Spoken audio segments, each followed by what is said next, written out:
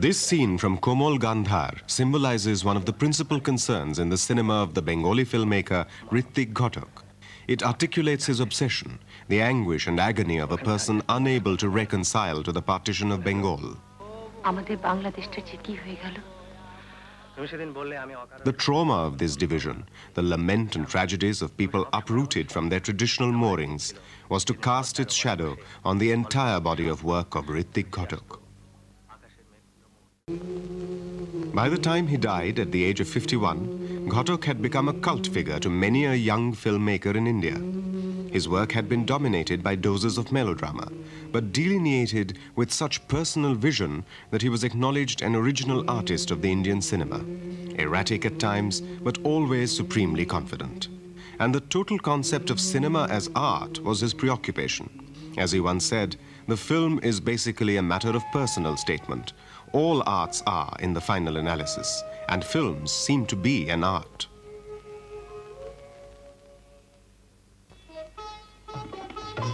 Ghatak was born in 1925 in Dhaka, now in Bangladesh. He spent his childhood as part of a large joint family. His father was a bureaucrat, and the Ghataks lived in numerous small towns of East Bengal. To young Ritwik, the images of the rivers of Bengal, the local dialects, the folklores and the terrain were so deeply ingrained in his subconscious, he never could exorcise them from his mind. সেই পূর্ব বাংলা, সেই নিসর্গ, সেই নদী, সেই ভাই বোন দাদা দিদি মিলে আনন্দ, তারপরে সমস্ত কিছু হারিয়েছেন, সেই ব্যথা এবং সেই ভাষা সব কিছু বলছেন যে আমি বাইভূত নিরালম্ব, আমি কি করে সেটা পাবো, সেই রূপকথা, সেই দেশ, কিন্তু এই দেশে কি নেই? নিশ্চয়ই আছে, এবং একদিন হয়তো এর মধ্যে আমি অভ্যস্ত হয়ে যাব, কিন্তু আজকে আমার পক্ষে খুব কঠিন।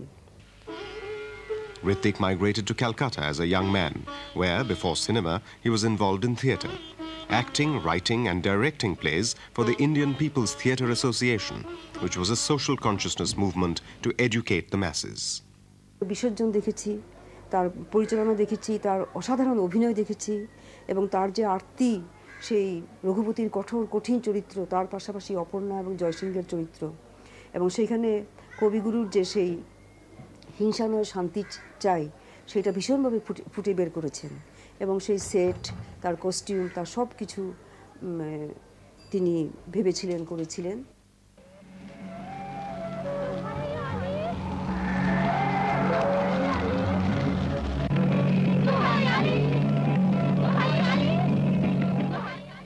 In 1943 had come the gruesome Bengal famine, a man-made tragedy of such immensity it was to leave its scar on the psyche of every artist of that generation.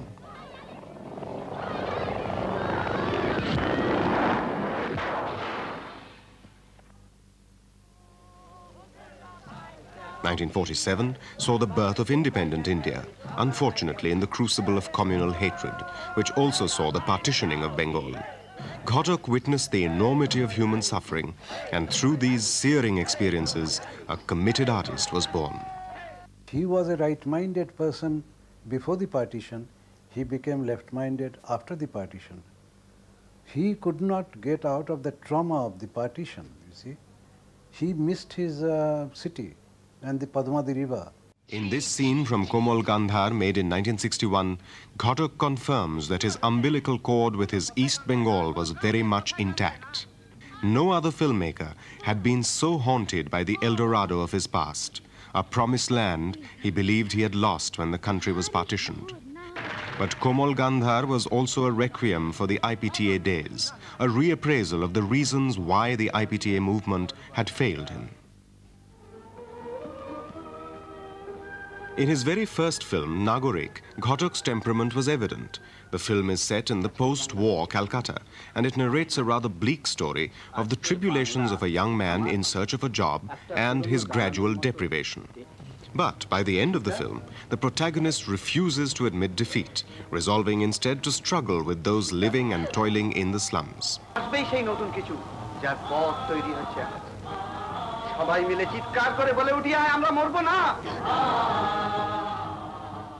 This heroic posture was to become Ghatak's favorite symbol. Nagorik was made 2 years before Satyajit Ray's Pother Panchali, but the film was believed to have been lost and discovered accidentally only after Ghatak's death. খুব শুনেছি নাগরিকের কথা এবং অনেক সময় বলতেন যে নাগরিক মুক্তি লাভ করেনি আমি আই উইল কমিট সুইসাইড এরকম আমাকে বলেছেন আর কি এবং সেই সময়ই আমার সঙ্গে পরিচয় মানে ভীষণ একটা হতাশার সময় কিন্তু সেটাও কাটিয়ে উঠেছেন এটাই বৈশিষ্ট্য আর কি কারণ এরপরে তো আমরা বোম্বে চলে গেলাম He turns up in 1954 and he's in such of a job and he's doing a job at Filmistan Studios, 300 rupees per month. He's given a small table and a small chair, uncomfortable, and he sits there and puffs at his beedi and curses the Filmistan people. And he says, this is not my place, but what do I do?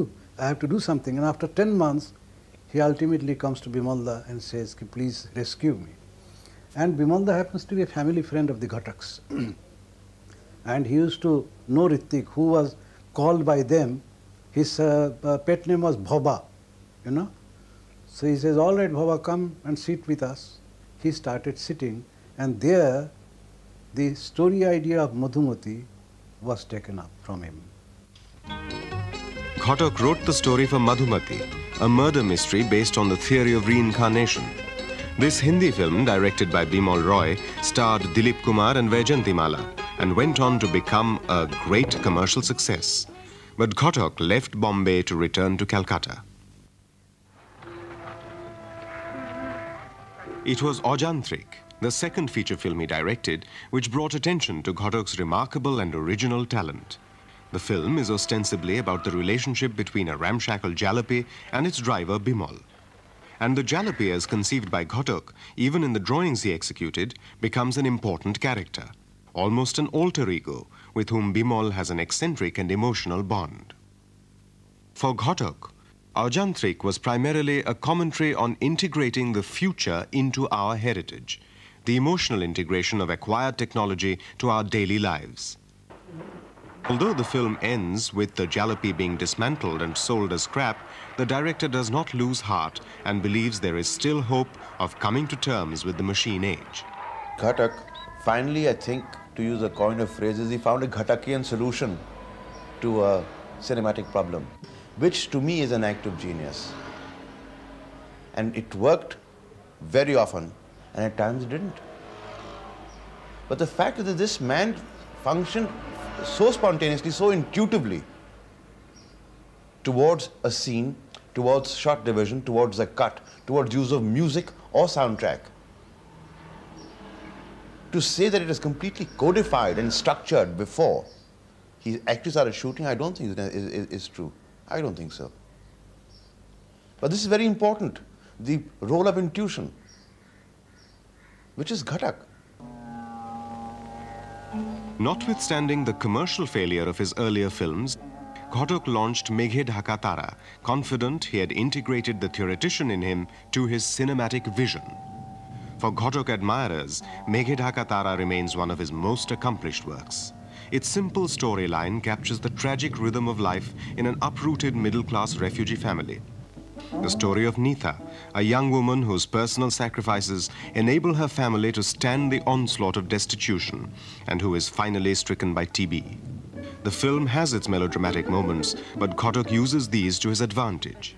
প্রথম নিতা জানতে পারছে তার TV first time তো কাশির যখন গমকটা এসে আমাকে বললো যে ভীষণভাবে এত ভালো ডিরেক্টর আমি তারপরে অনেক ভালো ভালো ডিরেক্টরের সঙ্গে কাজ করেছি বাট ঋত্বিকদার কতগুলো ব্যাপার ছিল যে মানে প্রথমত ভীষণ আপন করে নেওয়া এবং পুরো মানে ওই যে আমাকে বললেন যে তোর এই যে কাশিটা আসছে ভেতর থেকে তোর মনে হবে তিত্তির তিত্তির করে কিছু একটা গরম জিনিস বেরিয়ে আসছে ব্লাডটা যে বেরোবে সেই এক্সপ্রেশনটা তুই কর মানে আমাকে বোঝানে যে কেউ একটা অস্বস্তি হচ্ছে কাশছিস চোখটা তোর বড় হয়ে যাচ্ছে ফিলিংস যে না সামথিং মানে আমার যেন মনে হচ্ছে কি গরম বেরিয়ে আসছে এইরকমভাবে আমাকে দেখাতেন আর কি এবং আমি একদম টোটালি ফলো করতাম তারপরে আবার নিজে বলতেন তুই কিন্তু পুরুষ মানুষের মতো করবি না তুই তোর মেয়েলি ঢঙে অ্যাক্টিংটা কর to welcome Durga. So he would always play with the audience with this much of confidence that this is going to be accepted. It will have more tragic an impact.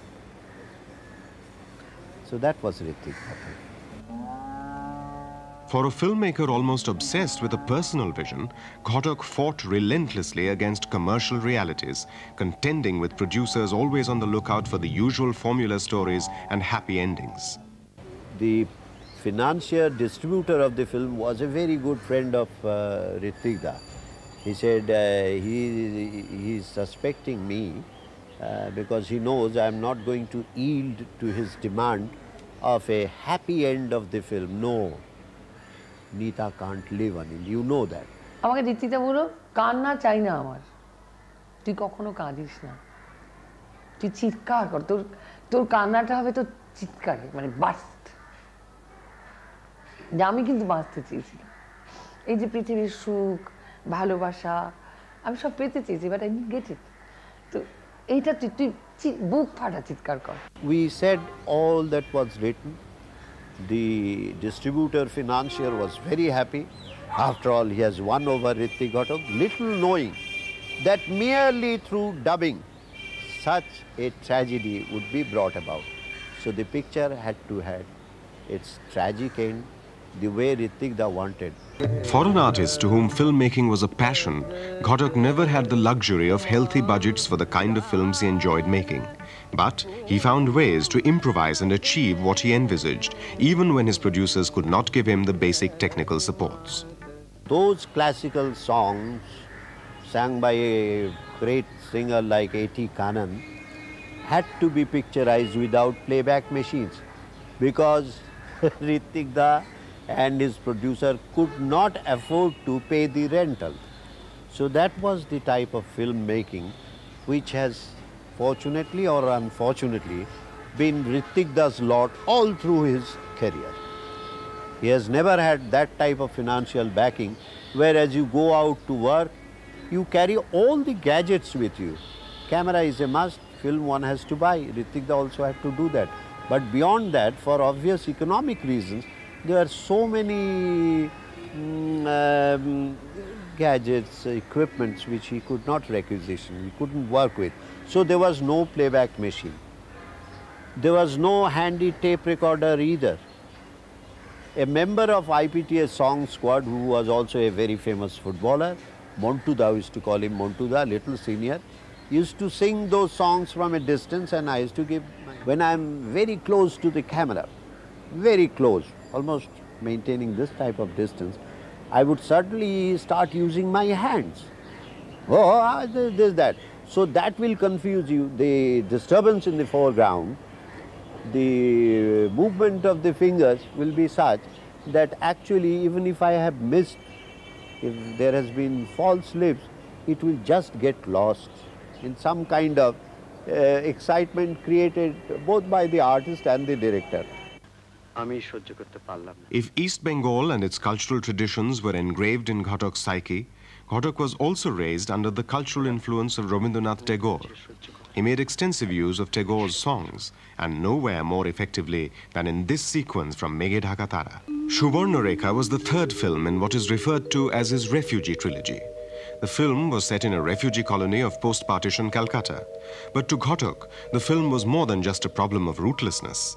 In the overall pessimistic tone of the film, Ghatak aimed at depicting the economic and political crisis which he felt left them all bereft of conscience or moral sense.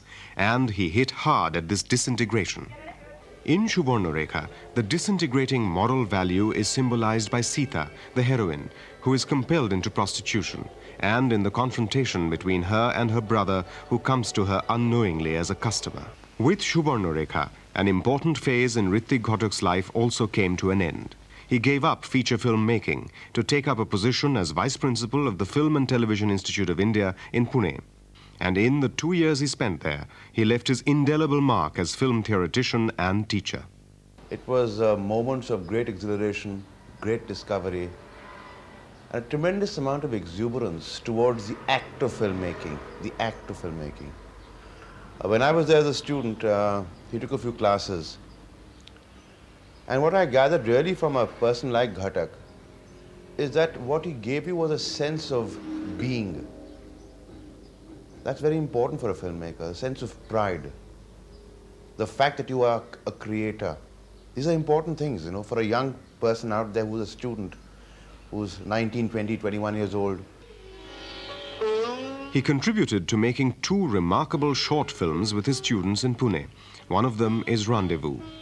Rendezvous remains almost deceptively simple, but to the students of FTII, this practical workshop, which gave an insight to Ghatak's intuitive approach to filmmaking, has made this short a cult film. By this time, alcoholism and illness were taking its toll, and for the next few years after his stint at the FTII, he made some documentaries and once again 2 unfinished feature films.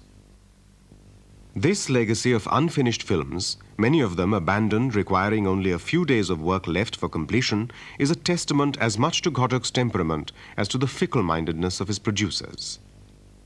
The last film he was trying to make, Ronger Golam, I was the hero in that film, and he was so sick. We did the outdoor shootings for just 4, 5, 6 days in a place very close to Shanti Niketan. He would go to the location with much difficulty. Actually, we used to carry him there. But once he holds the handle of the camera or looks through the frame, he's a changed personality. Nobody would believe that he's so sick that even to clean his teeth, he needed assistance. And he had to be provided with country liquor at short intervals in that much of quantity. I think it is a kind of a man who is complicated. Anyone who is complicated and very terribly sensitive and terribly ambitious and creative, and also who do not find any outlet, you see, they have to drink. Perhaps drink helps it. In 1971 came the Bangladesh Liberation War, and with it, the hopes of a cultural unity between the 2 Bengals was again aroused. Ghatak had been moved and inspired to make documentaries pleading for the war cause and the liberation of Bangladesh. During his lifetime, Ghatak had never traveled abroad. Now, for the first time, the artist whose lament for the uprooted and the exiled was a constant refrain went out of India to Bangladesh, to his El Dorado, to make Titash Ekti Nodir Nam. The film revolves around the life of a fishing community on the banks of the river Titash, but the river steadily dries up. Yet, even as the heroine lies dying of thirst on its sandy bed, she dreams of hope, of green fields and better life. This optimism amidst despair was a favorite Ghatak position. Ironically, he was himself close to death, struggling to fight TB and his alcoholism, even as he was completing the film. During the latter years, the last picture that the script he wrote, you know, Golpo, Jukti, Takkor, Golpo. So he used to write it in Bimalda's house. He came to Bhabi and said, I want a place to write. Bhabi gave him a room which is aside, Bimalda's own bungalow in Mount Mary. And there my nephew, a boy, I gave him as an assistant. And I heard from my nephew every day daily report that he would buy, you see, tharra and go to him. He would drink and write till he became unconscious. Then he would wake up and then once again start to write. And he wrote the whole script in 1 month's time and then met me and said, will you listen to my script? I felt very happy. It was a kind of an honor, I felt. And I listened to the script and I felt so good. And I told him, who is going to play the lead? He said, I will do. Jukti Tokko Ar Goppo was an uneven film, technically uncertain, but it was brutally honest and an indictment of the intellectual climate, a devastating self-critique of the confusion and hypocrisy of artists, whose committedness to Ghatak was only a facade.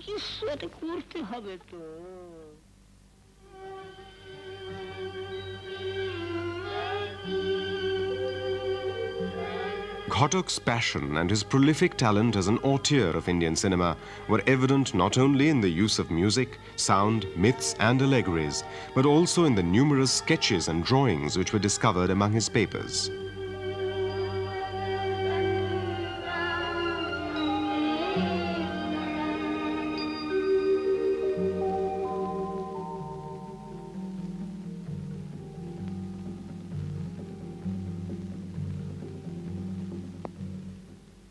An accomplished playwright, Ghatak left a legacy of incomplete scripts which give an insight to the vast spectrum of his interest and passion. But to the very end, he was totally devoted to films and filmmaking. Even when he was in his deathbed, we were just waiting for the hour. He did talk about films, and he was not at all willing to die. This man wanted to live. This man wanted to make films and do nothing but make films. He was a meteor which was going to burn itself out. Burn itself out. He was not, I think, a long distance runner. He wasn't that. But he soared. He really soared in the moments that he was there. That is Ghatak. This clip is from the last film he was working on, a documentary on the renowned Bengal sculptor Ram Kinkar.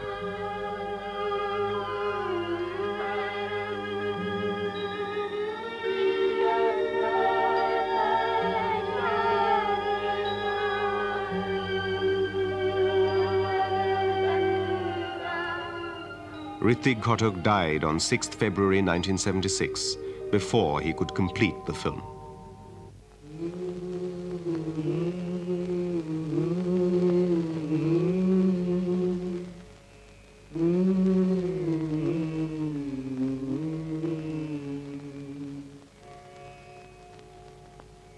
Mm-hmm.